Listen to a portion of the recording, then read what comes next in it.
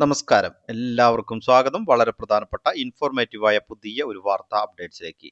കേന്ദ്ര സർക്കാരിന്റെ ജനപ്രിയ പദ്ധതിയായ പ്രധാനമന്ത്രി കിസാൻ സമ്മാൻ നിധി ലഭിക്കുന്ന ഗുണഭോക്താക്കൾ നിങ്ങളുടെ വീട്ടിലുണ്ടെങ്കിൽ തീർച്ചയായും ഇനി പറയുന്ന കാര്യങ്ങൾ ശ്രദ്ധിച്ചിരിക്കണം. അല്ല എന്നുണ്ടെങ്കിൽ ഈ ഒരു തുക നിങ്ങൾക്ക് ലഭിക്കുന്നത് തടസ്സം നേരിടാനുള്ള സാധ്യതയുണ്ട്. അത്തരത്തിൽ നിരവധി ആളുകളുടെ തുക തടസ്സം വന്നിട്ടുണ്ട്. അപ്പോൾ തീർച്ചയായും ഇനി 23ാമത്തെ ഗഡു നിങ്ങളുടെ അക്കൗണ്ടുകളിലേക്ക് ലഭിക്കാൻ പോവുകയാണ്. വീഡിയോ മുഴുവനായും കണ്ട് മറ്റുള്ളവരിലേക്കും ഈ ഇൻഫർമേഷൻ ഷെയർ ചെയ്തെത്തിക്കുവാനും നിങ്ങൾ മറക്കരുത്. ഇതുപോലുള്ള സർക്കാർ അറിയിപ്പുകൾക്ക് ചാനൽ ആദ്യമായി കാണുന്നവരാണെങ്കിൽ സബ്സ്ക്രൈബ് ചെയ്യുക. ഫേസ്ബുക്കിലൂടെയാണ് നിങ്ങൾ വീഡിയോ കാണുന്നതെങ്കിൽ പേജ് ഫോളോ ചെയ്യുവാനും മറക്കരുത്. വാട്സപ്പ് ഗ്രൂപ്പിലും ജോയിൻ ചെയ്യുക. അപ്പോൾ നമുക്ക് വിശദമായിട്ടുള്ള അറിയിപ്പുകളിലേക്ക് വരാം. നമുക്കറിയാം, കേന്ദ്ര സർക്കാരിന്റെ ഏറെ ജനശ്രദ്ധ നേടിയ ഒരു ജനപ്രിയ പദ്ധതിയാണ് പ്രധാനമന്ത്രി കിസാൻ സമ്മാൻ നിധി എന്ന് പറയുന്നത്. അപ്പൊ ഈ ഒരു തുക തീർത്തും സൗജന്യമായാണ് ലഭിക്കുന്നത്. അതുകൊണ്ട് തന്നെ ഈ ഒരു തുക തടസ്സം വരാതിരിക്കാൻ ഗുണഭോക്താക്കൾ പ്രത്യേകമായി തന്നെ ശ്രദ്ധിച്ചിരിക്കേണ്ടതുണ്ട്.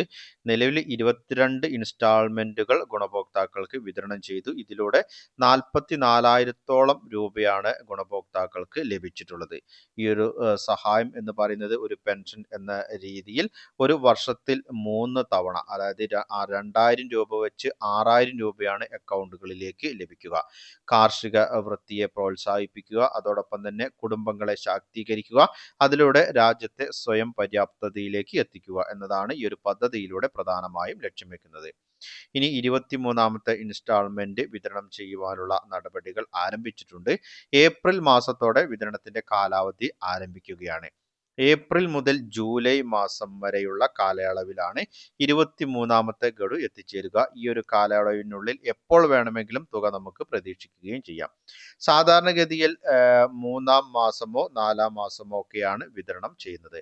ഇത്തവണ തുക ലഭിക്കണം എന്നുണ്ടെങ്കിൽ ചില കാര്യങ്ങൾ ശ്രദ്ധിച്ചിരിക്കേണ്ടതുണ്ട്. അതിൽ തന്നെ ഏറ്റവും പ്രധാനപ്പെട്ടത് എന്ന് പറയുന്നത് ഇലക്ട്രോണിക് KYC ആണ്. മുൻപ് KYC ചെയ്തിട്ടുള്ളവരാണെങ്കിലും ചിലർക്കെങ്കിലും KYCയുമായി ബന്ധപ്പെട്ടുള്ള അറിയിപ്പുകൾ ലഭിക്കുന്നുണ്ട്. അപ്പോൾ ഇക്കാര്യങ്ങൾ നിങ്ങളുടെ ഫോണിൽ മെസ്സേജായി വന്നിട്ടുണ്ടോ എന്ന് പരിശോധിക്കുന്നത് നല്ലതായിരിക്കും. അങ്ങനെയുള്ളവർ ആധാർ അധിഷ്ഠിത OTP വഴിയോ CSC സെന്ററുകളിലെത്തി ബയോമെട്രിക് ഓതന്റിക്കേഷൻ വഴിയോ ഈ KYC പൂർത്തിയാക്കേണ്ടതുണ്ട്. കൂടാതെ ലാൻഡ് റെക്കോർഡുകൾ അപ്ഡേഷൻ ചെയ്യണം. കൃത്യസമയത്ത് ഭൂമിയുടെ കരമടക്കുന്നതടക്കമുള്ള കാര്യങ്ങൾ ചെയ്തിരിക്കണം. ലാൻഡ് സീഡിംഗ് യെസ് എന്നാണ് കാണുന്നതെങ്കിൽ, അതായത് നിങ്ങളുടെ ബെനിഫിഷ്യറി സ്റ്റാറ്റസ് പരിശോധിച്ചു കഴിഞ്ഞാൽ നിങ്ങളുടെ ഒരു ബെനിഫിഷ്യറിയുമായി ബന്ധപ്പെട്ടുള്ള എല്ലാ വിവരങ്ങളും, ഒരു ഗുണഭോക്താവിന്റെ എല്ലാ വിശദാംശങ്ങളും അതിലൂടെ ലഭിക്കുന്നതാണ്. അതിൽ ലാൻഡ് സീഡിംഗ് പരിശോധിച്ച് അതിൽ യെസ് എന്നാണ് കാണുന്നതെങ്കിൽ പ്രശ്നങ്ങളില്ല എന്നാണ് മനസ്സിലാക്കേണ്ടത്.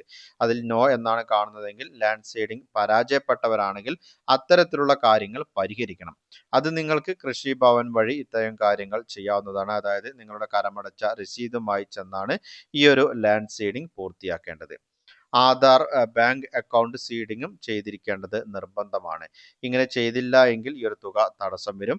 ഇതെല്ലാം തന്നെ ചെയ്തിട്ടും തുക ലഭിക്കാത്തവരാണെങ്കിൽ, നിങ്ങൾക്ക് പല ആളുകൾക്കും ആധാർ സീഡിംഗ് ബാങ്ക് അക്കൗണ്ടുമായി ചെയ്യാൻ ബുദ്ധിമുട്ടുള്ളവരുണ്ട്. അങ്ങനെയുള്ളവരാണെങ്കിൽ പോസ്റ്റ് ഓഫീസിൽ നിങ്ങൾക്ക് ഒരു അക്കൗണ്ട് എടുക്കാൻ സാധിക്കും. 250 രൂപയാണ് പോസ്റ്റ് ഓഫീസിൽ അക്കൗണ്ട് എടുക്കുന്നതിന് നിങ്ങൾ ചെലവാക്കേണ്ടത്.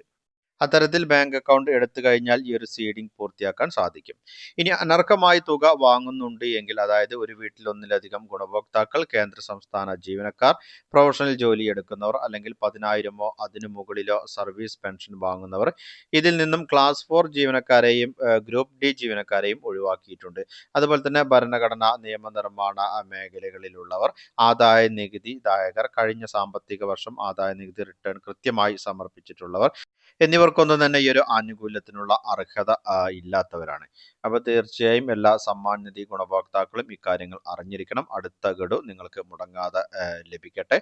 അപ്പോൾ പുതിയൊരു വീഡിയോയുമായി നമുക്ക് വീണ്ടും കണ്ടുമുട്ടാം. അതുവരേക്കും അനൂപ് സൈനിങ് ഓഫ്.